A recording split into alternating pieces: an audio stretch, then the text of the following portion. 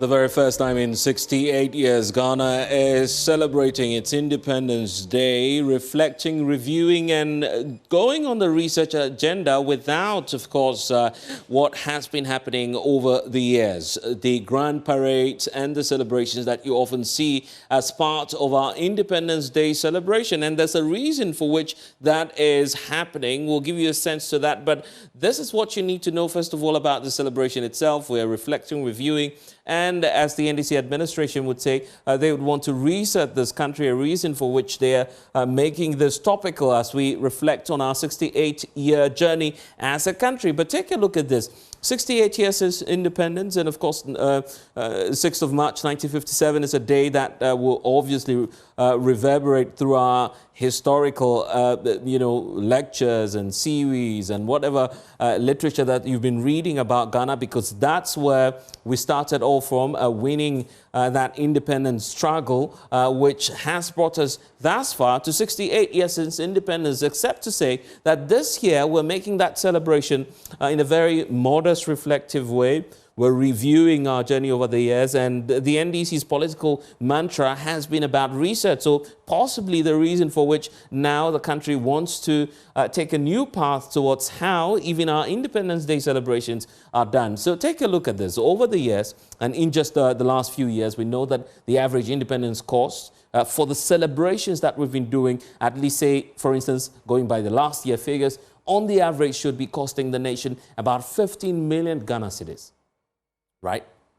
So there's obviously a need for concern, particularly when you're within the era of austerity. It's the reason for which government believes that it needs to trim down the figures, rework the figures, and make sure that they deal with a figure that is much more manageable like this. And as we know it now, that celebration would not be happening like we used to know it, where there'll be grand celebrations and all of that. But what will be happening is that now the celebration will be taken to the Jubilee House, where there'll be a whole new format of celebration, as you'll be seeing. So this is the issue. Why is this happening, and what's the directive from the presidency? There's a clear directive now that no regional level commemorations will be taking place, no march past by the security agencies, as we're seeing. And then also the point about the MMDAs would have to scale down celebrations in their districts, as well as the President's Special Awards for Children. That's the overview of how the celebration will be going. So there's a stark departure from what's been happening over the years due to obviously where we find ourselves as a country. But as we reflect, review, and also try to unpack the research agenda today, we're 68 and we'll be hearing from all stakeholders plus government on why there's this new approach to celebrating a day that is ought to be patriotic in nature, but as government is saying, would have to be done in a modest way. Stay with us here on PM Express, brought to you by Syntex Tank, Pepsodent Cavity Fighter, and also the Academic Times Journal. I'm Blessed Sugan. Stay with us. When we get back, we'll get all of the answers for you right here on the show. Please stay. And thanks for staying with us here on PM Express with me, Blessed Sugan. This is brought to you proudly by Syntex Tank. It is tough, it is strong. Academic Times Journal, and also the Pepsodent Cavity Fighter toothpaste. We need to talk about water tanks. If you've not heard about it by now, Syntex Tank is indeed that option for you. It's simple. Your tank, if it doesn't have a tortoise on it, then it's simply time for you to upgrade. Make sure that you opt for that tank that has a tortoise in terms of logo on it. It's the champion of all water tanks. I'm talking about Syntex Tank.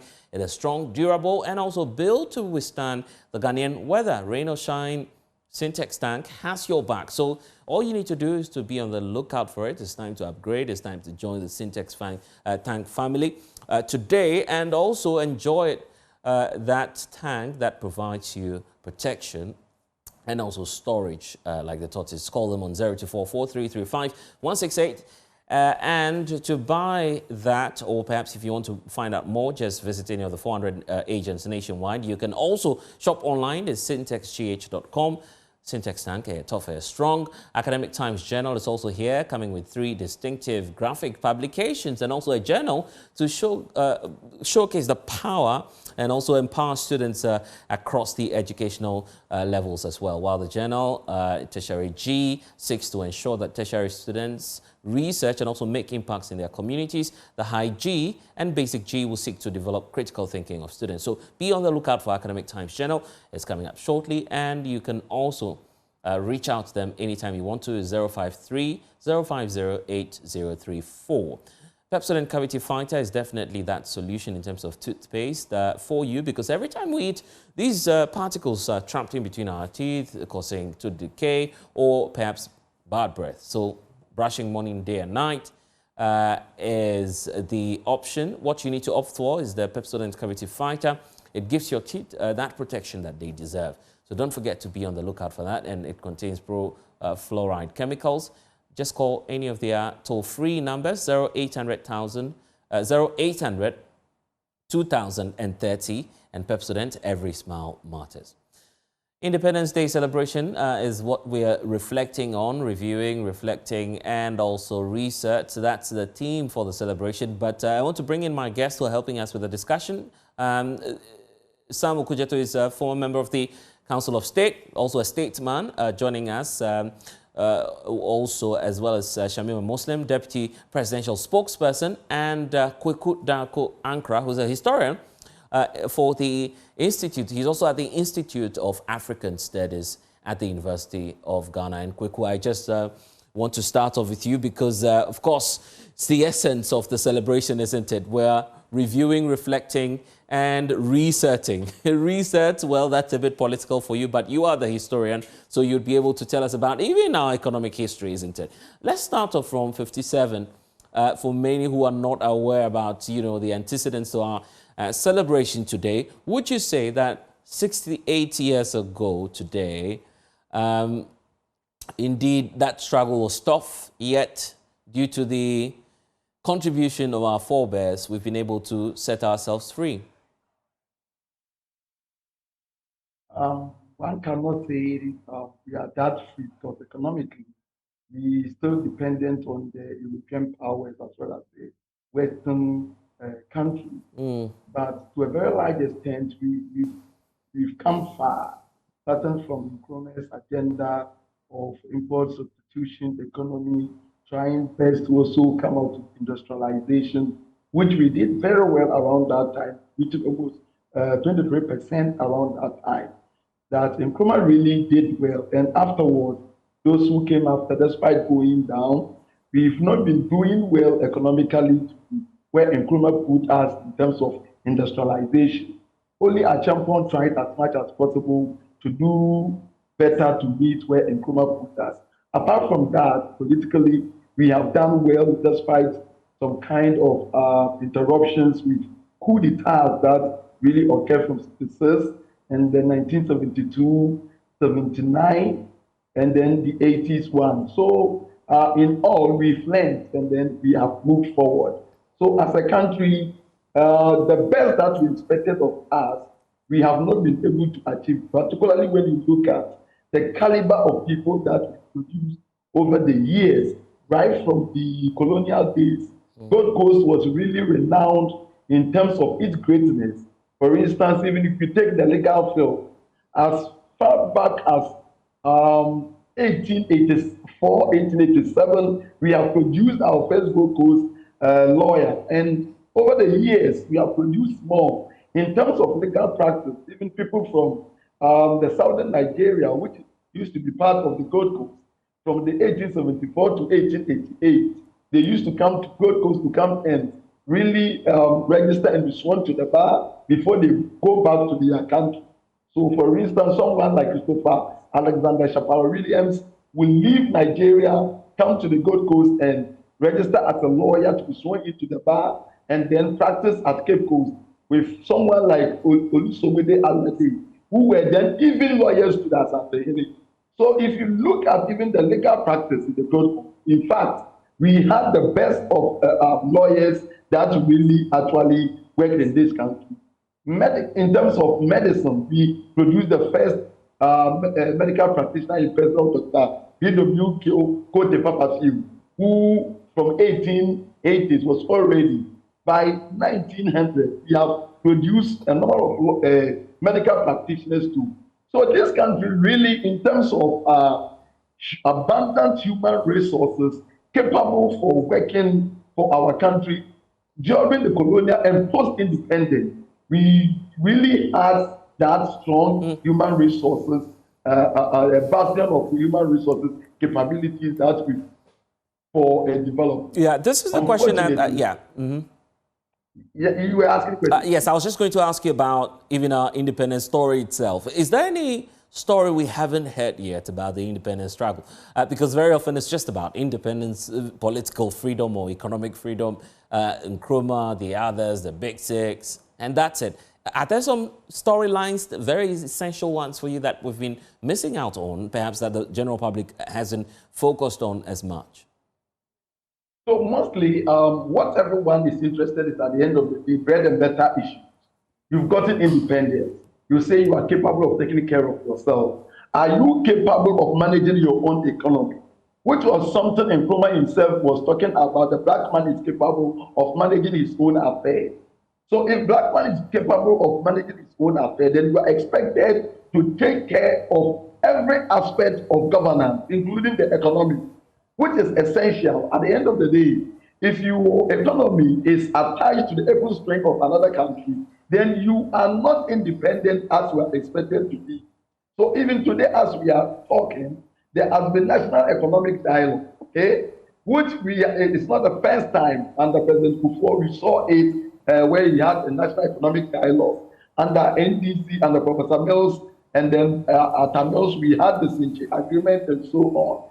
All these things at the end of the day when we are done, instead of sitting down and looking at our own affairs and coming out with pragmatic policy that will best inure to the benefit of our people, as when we finish all this laudable putting up of documents, we send it back to the Bretton Woods institution in the West, where they look into it and decide what is best for us. This has not helped us as people. What we need to do is really investing deeply, apart from human resources, into industries. And in the modern time, the major the services production that is moving countries is in the area of science and technology.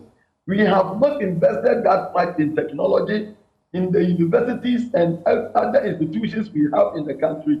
We have not even put in much money into research and development.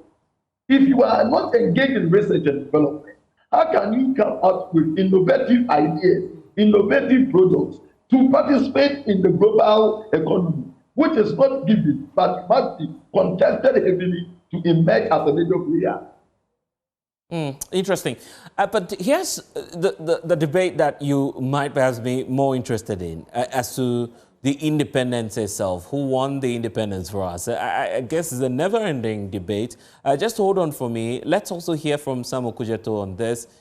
Then I can also bring you in because Lawyer Sam Okudzeto, you've been for the founders concept, right? The founders with the apostrophe at the end of the S.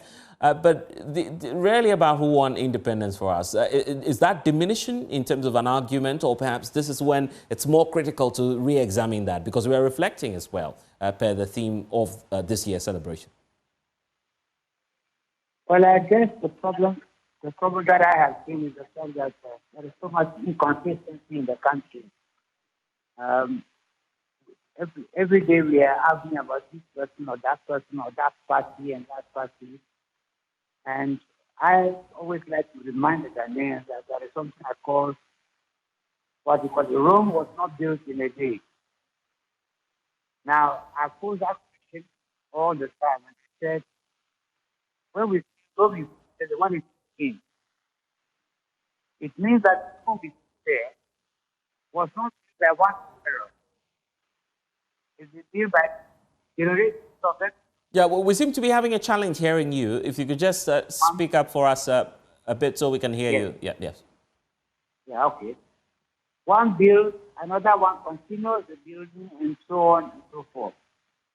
And so, if we are in the process of trying to dismantle what the previous government has, instead of for me, that's not making progress. What happened when The line, I believe, would reconnect with you shortly. Sam Kuji, the former member of the Council of State. But then let's keep up the debate as we wait for him to join the conversation, Mr. Dako. The point about, the founders' argument, whether or not we're, all over that debate, the debate is ended, or it's still on, and that we need to bring that to some level of agreement in terms of as a nation. Yeah, so as it is, even when in the states like America, where they have founding fathers, which is a consensual effort where they met at Philadelphia and they said, we are the founding fathers.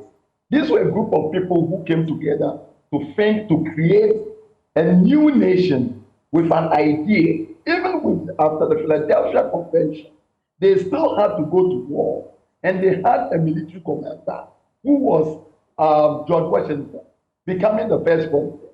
So for them, you see that there was a clear-cut understanding of the idea or the imagined nation called United States of America, which they intended to have.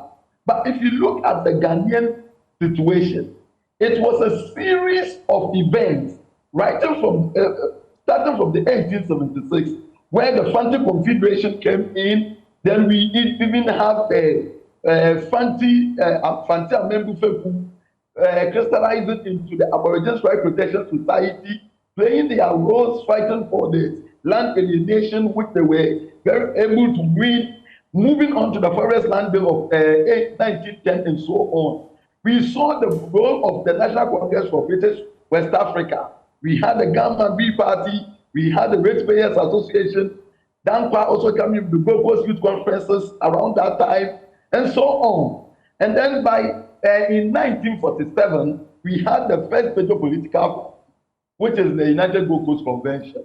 These were all series of attempts from the cultural nationalism, which was started by the Fanti nationalists, all the way to protest nationalism, which was from the 1897 all the way to 1947, and the radical nationalism, which started from 1947 to 1957, culminating in our independence.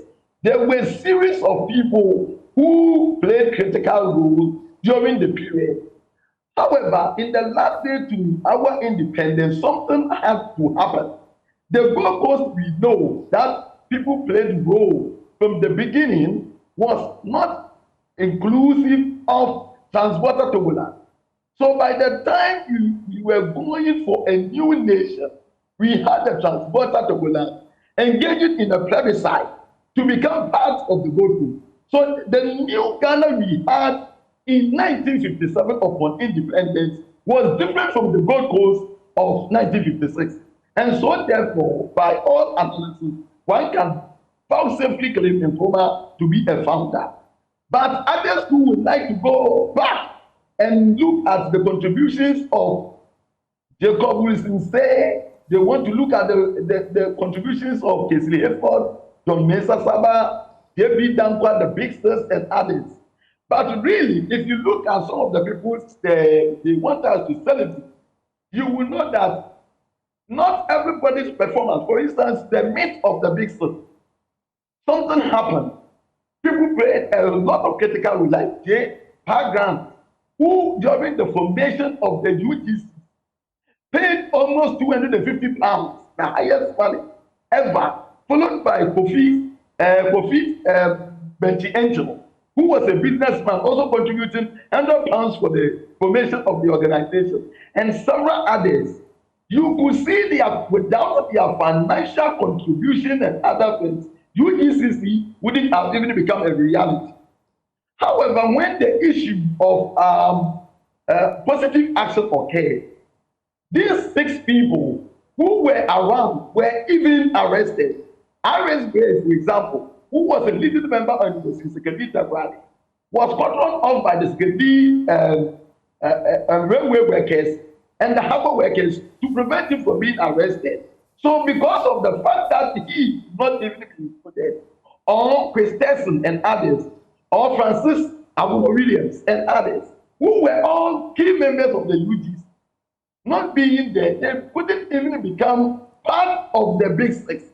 So today we talk about Big Six for people who did not even play any epochal role towards the nationalism discourse. So are we to end the, is your argument that, is it your argument that we end the debate around who's the founder, who's not? Yes, there's the need, because at the end of the day, the new entity incorporated in 1957, 6th March, was quite different from the Gold Coast of the past, which was exclusive of the Transwater Togoland. Look, even Ashanti joined legislatively of Gold Coast in 1946 via Alabama's constitution. Okay? The Northern Territories was not included until Hussein's constitutional reform of 1948, which made it possible for the first election to be conducted in 1951, before the Northern Territories became part of the Gold Coast legislatively. So you see that it has been incorporation upon incorporation, and at certain times, certain group of people were dead, and certain group of people weren't there. So when we lead to the climax, at the end of the day, when we go to war, who is the commander? Who led us to? That is not to say other people were not included. I see. Nkrumah becomes a founder because he is the primus inter pares, the first among equals, for the role he played and becoming the first leader of the country. Lawyer Samuel Kucheto, the debate, an ending one over who the founder is, and of course you hear the historian there pointing out that clearly we're just celebrating him because he led the process. But that is the truth of the matter, because this debate has been going on, and I said, well, many were young to know what happened. They were not born at the time. But if you were at that time, like some of us were, we observed it. It was a collective effort of many people. And the most important one was what we describe as the big. It was their collective effort. I know there was a distributing Dagwa and Nkrumah as whether it should be positive action now or later. But then the question is that the time the 48 riot occurred, Nkrumah was not in Ghana. And yet that was the beginning of the agitation that brought about eventually the independence. And so you will see that there have been contributions by quite a number of them. Akwaje, for example, was the one who arranged for Nkrumah to be brought in, because the others were not even aware of Nkrumah. They were not aware of Nkrumah. It was Akwaje who told us there was this young man who is dynamic, and it's a good idea that they can bring him on. Since many of them were professionals, more concerned with their profession, we should bring him so that he can take charge. That's why they brought him. Grant paid for his passage. So all of them have made contributions. So the question would be irrelevant as to who is the founder, who is not the founder. I think they've all contributed to establishing what is called now. That's why we have the big things always on our currency and so on and so forth. You cannot distort history. I see. But now we're seeing a new approach to the celebration. That's why I want to hear from Shamima Muslim, Deputy Presidential Spokesperson, joining us as well in this conversation. Because Shamima, there's a new arrangement now, a sharp departure from what we've seen over the years, the grand parades and, the grand events we often see. But why is that not happening this time around? Right. Thank you very much. And good evening to you and those who are watching us.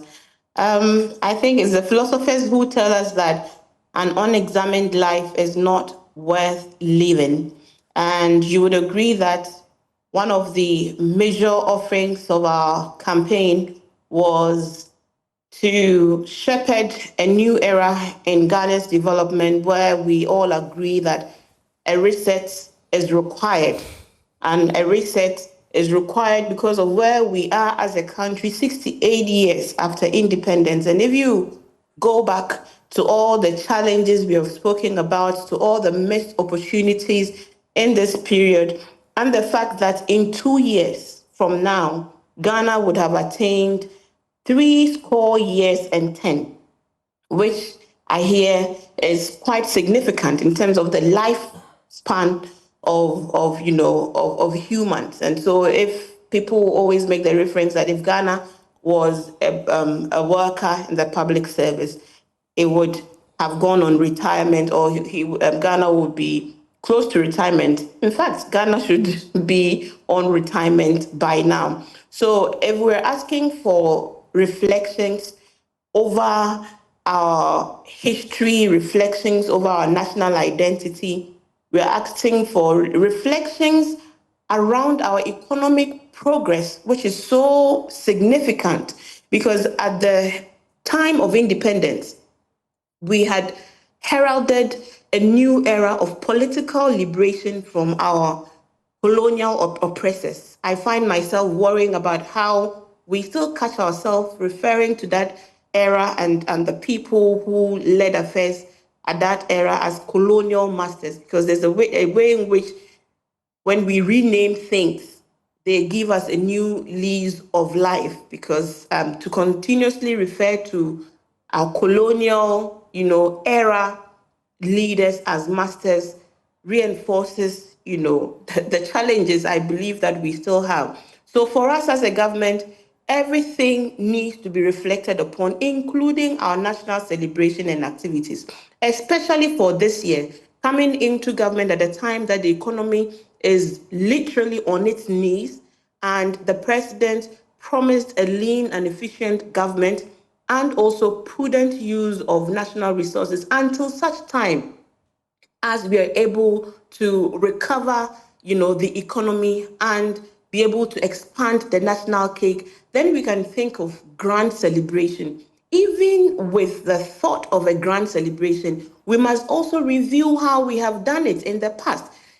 We will never depart from the commemoration of historical events like our independence celebration, because it's so significant that the nation continues to remember the fights of those that have brought us this, independence that we enjoy today, but why we still are unable to truly transform this country. So, for example, why have we seen only incremental gains in our economy? Why have we not been able, like other countries, within a generation or two, see the real transformation from, the labeled third world country to what we can proudly call ourselves as a first world, country, with the infrastructure, with robust, educational system, with a robust health service, delivery, with a robust infrastructure, as well as even industry. Why these questions require for us to do real deep reflections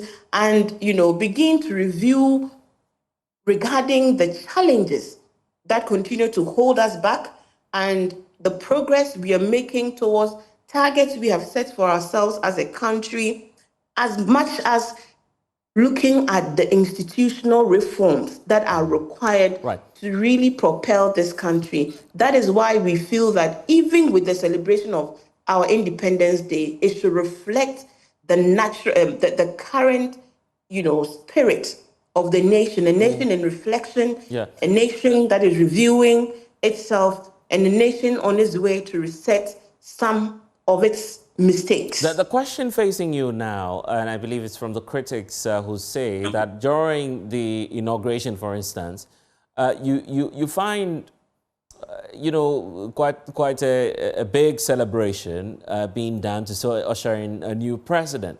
But how about a day, if we can literally call that the birthday of the country, you were not celebrating it as much? I am not sure you have soon forgotten the energies and the mass of Ghanaians who turned up that 7th of January to witness what many had described as Ghana's second independence. It was because of the time we live in. It was because of an era foregone 50 days ago, in which many Ghanaians witnessed hardships that they hadn't witnessed before and lost so much. It was an election that was resounding, a mandate that had never before seen. It was a win for the mass of Ghanaians. It required a national celebration because of the significance of that moment, that new chapter that the majority of Ghanaians had agreed we needed to move into. A new chapter where we stopped the decay that was choking our society, a new chapter that would challenge us to sit back and tell ourselves that we cannot expect anyone to come from anywhere and solve this country's problems for us. Shamima, I'm sorry, what could be more important than a National Day celebration such as the Independence Day as compared to a swearing-in ceremony? I'm not sure I understand the parallels that are, being forced to be drawn and, being pushed to say whether a swearing-in ceremony of a president is more important than an Independence Day celebration. I'm not sure there's any legitimacy to that argument because nobody is making that kind of comparison. I am telling you why the 7th January inauguration was that significant. In fact, that was the event that had the highest ever, in terms of our history, representation of foreign dignitaries coming to witness an inauguration, many of whom expressed their own interest to come and witness the history that Ghanaians had made and the new chapter and the potential and the revival of the spirit of the nation. And that cannot be discounted, and the spirit of our independence celebration also, eroded because of that 7th January inauguration. Look at what is being done. The president of Ghana, John Dramani Mahama, says that he's opening up the presidency to the people of Ghana because really it's the people of Ghana that own the seats of government. He is bringing this celebration at a time that we are calling for togetherness. We are calling on the entire nation to join us to build the Ghana we want. Look, if you participated in the National Economic Dialogue that ended yesterday, and you saw the gathering of Ghanaians, experts, experienced people from across every field, sacrifice their time, their expertise, their knowledge to sit in rooms and work for hours on end to think new pathways out of our current doldrums.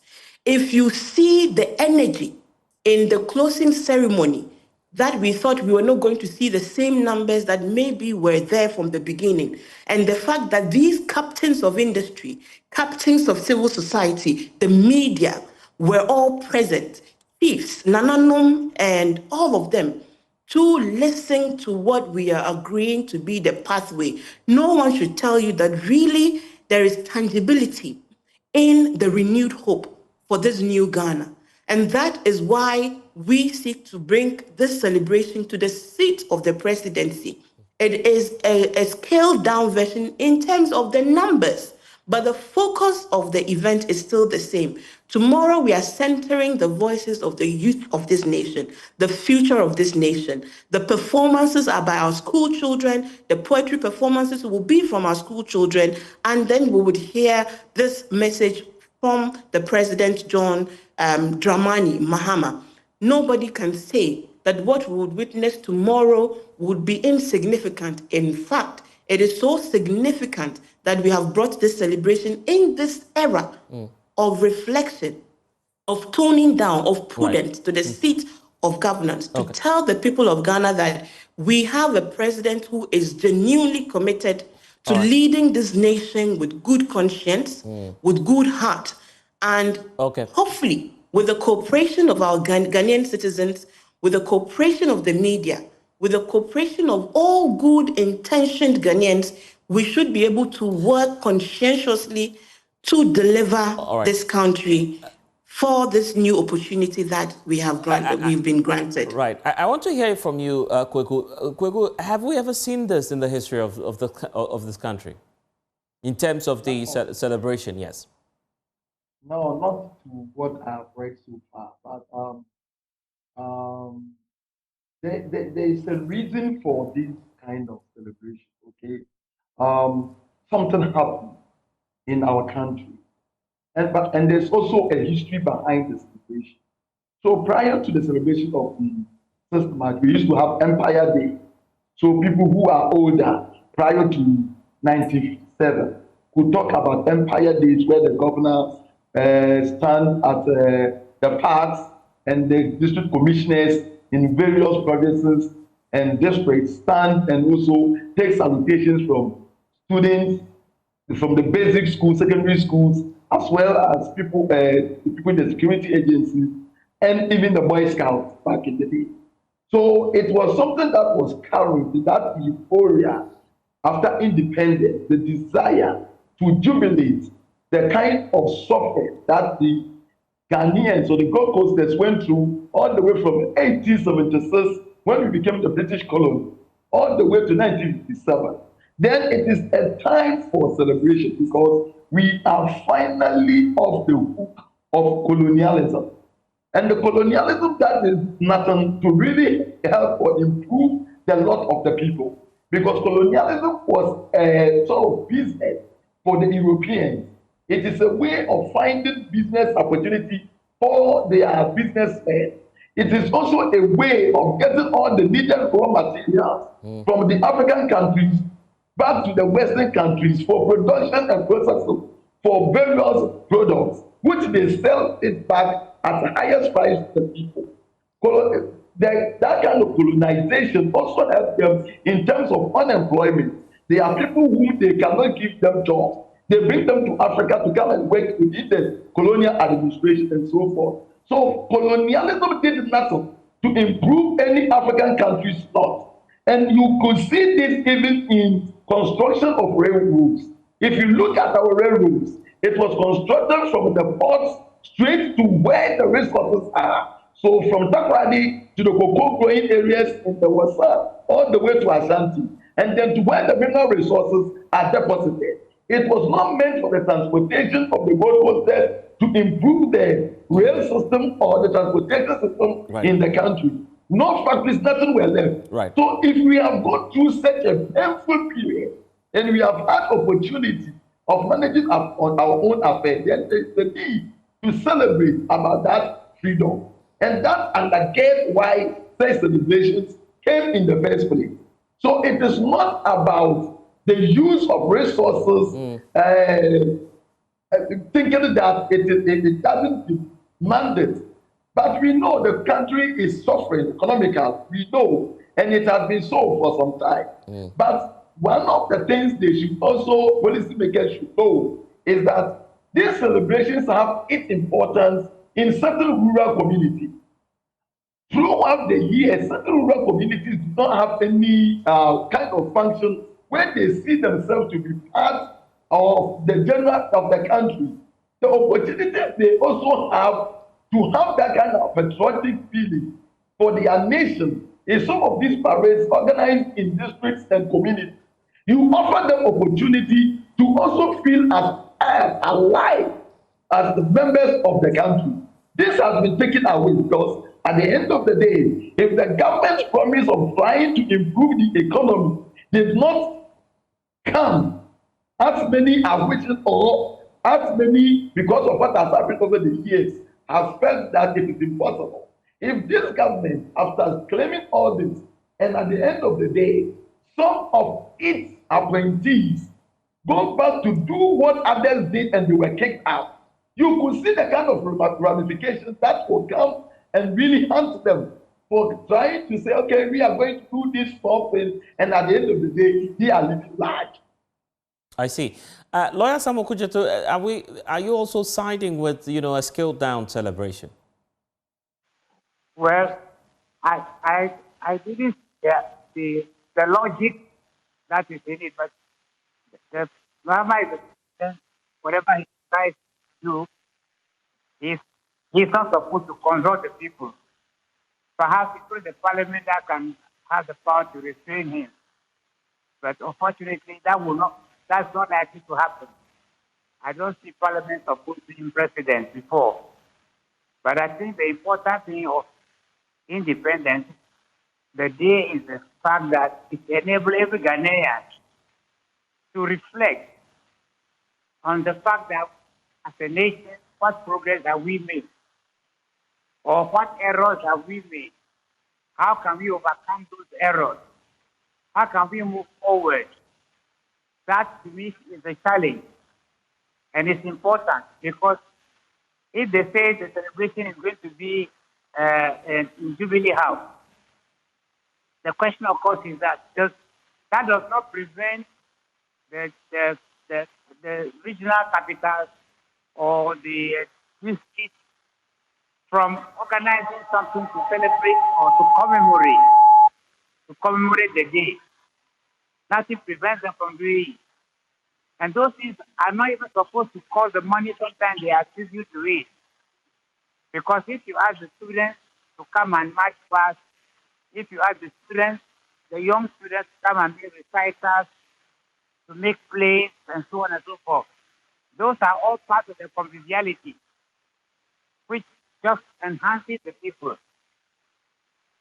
You know, Britain is now preparing to celebrate the May Day, which is commemorate 80 years of the fight against the Nazis. They are preparing to celebrate it with the king leading the group. Now, this is 80 years, but they still remember it. And strangely, I noticed that there are some people who even fought during the war who are still alive. One was supposed to be 102 or so. I see. And all of them are going to be paraded to show the young ones that others have sacrificed and fought for the revival of Europe. So why can't we also do the same? I see. Interesting questions there. And Shamima, I'm just interested in exploring that final leg with you. Will the public be allowed to be, to be a part of the celebrations, particularly? How many people can go to Plaster House? Yeah, that's the question I was just about to put to. Let's be realistic. Yeah. Right. Realistic. Right. Shamima, what's the response to that? The concerns about, how many people can make it to the Jubilee House? Are you opening it up? And what's the modality for the invitation then? Exactly. Right. So by way of information and clarification, there's going to be a cross-section of Ghanaians tomorrow at the event. If you watch the videos of the preparations, they are going to be seated, and you've just shown it. We're expecting about 500 invited guests from the cross-section of our society. They will all be here. So it's just a reduced version. Yes, please. It's a reduced version of what you would have seen had you opened it up at the Independence Square. But let me be quick to also add that the directive has gone. All districts are also going to what do you call it? Celebrate the day. All districts are expected to celebrate the day. The regional ministers have been hard at work. They will be also receiving a guard of honor. They are going to mount various guards in the district to commemorate the day. Children will still get to see a localized version of the celebration, and also those who will not be present at the Independence Square would get the opportunity to watch the event across all platforms within Ghana and outside of the country. So you would see from today, there are documentaries that we have done. There are individual citizens we have interviewed telling us their Ghana story, which we are playing on social media. We also know that there's also been a disconnect for a lot of the youth to these National Day celebrations. In fact, when you look at the interest level, it is mostly the primary students because of the March past. But the out of school youth, which really is the working youth, which group is the group that we want them to imbue a more nationalistic approach in their dealings at their workplaces, in their interaction, with services. They feel disconnected from the celebration as we have done it over the years. And so social media is where we want to have them. If you would remember, we had series of social media activities leading up to the 28th February Crossroads shootings. We have publicized a lot of these events. We've held a Twitter space conversation about the theme and even the history of mobilizing and activism. We had speakers like Kwesi Pratt, Angela Jomna Boache, we have Mary Ada, we had Bashirat, and a number of you, Oliver, who shared their experiences in being active citizens over the years. I was sad, however, at something Kwesi Pratt said about how people were killed for so little in terms of accusations in our past, and how today it seems corruption and graft is held us all in a chokehold, and we wonder, for those who laid down their lives and did a lot of work in the past, they wonder where our values are. And so any conversation about reflection, it is not how many people turn up at the public square to commemorate the events of the day, because as for the march past, as for the speeches and the cultural performances, there are things we see. The real job of this particular celebration is the conversations we want to be happening in our homes, at our workspaces, in the public sphere, at our beer bars, at our restaurants. These are the places we want the conversation. On social media, people should be able to speak about how we chart this new course and how we all integrate and participate in national activities. So no, we cannot have a program where all Ghanaians will be there. So even at the Independence Square, it is not all Ghanaians willing and able to be present.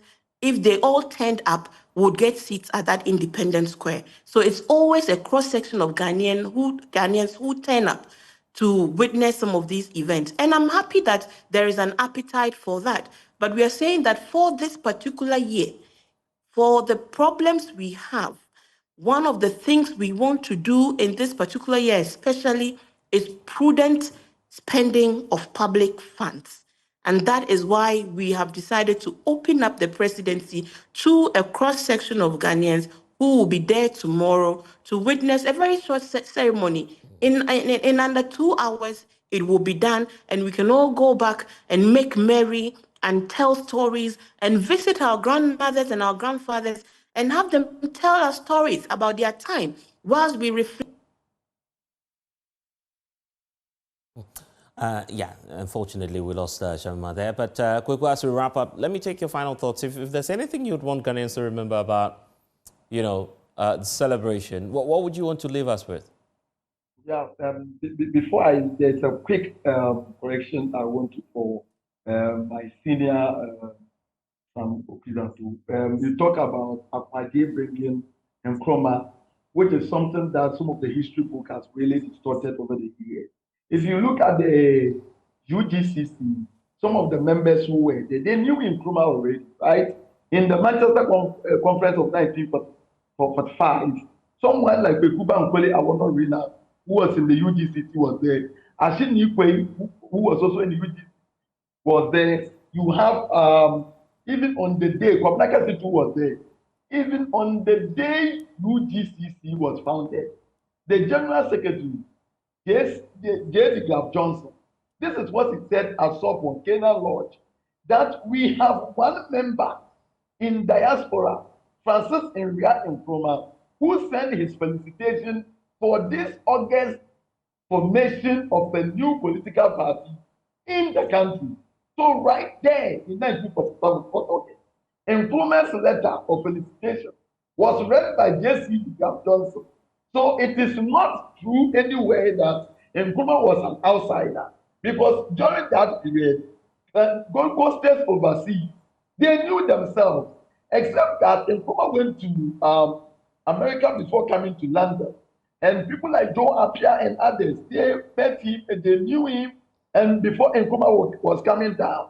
So the understanding of whereabouts of the various Gold Coast intellectuals of the time was known, except that Nkrumah was then not prepared to come to the Gold Coast until the letter from Akwade suggesting him to come and take the position of the General Secretary from the Graf Johnson, who had expressed in his intention to go into his legal practice rather than to engage in political activity. So these were the facts at the time, and I want it to clarify that.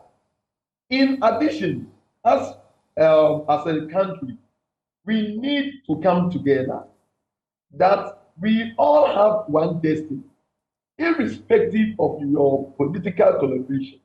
When it comes to the issues of national celebration, we all must come together and put our ideas forward on how best we can.